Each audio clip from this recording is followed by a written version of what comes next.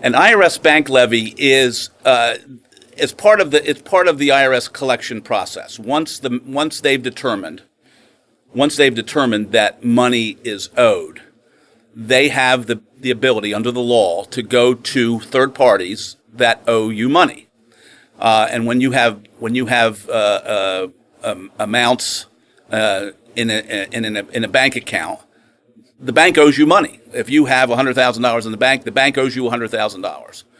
The IRS can go to the bank and say, look, you owe the taxpayer $100,000. The taxpayer owes us $100,000.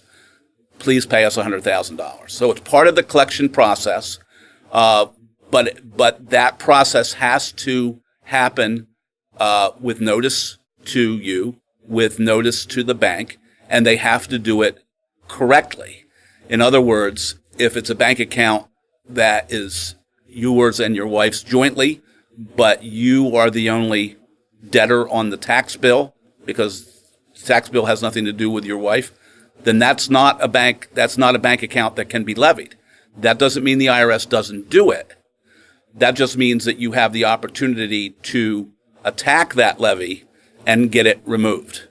But it's part of the IRS process, and they can do it with respect to wages. They can do it with respect to bank accounts.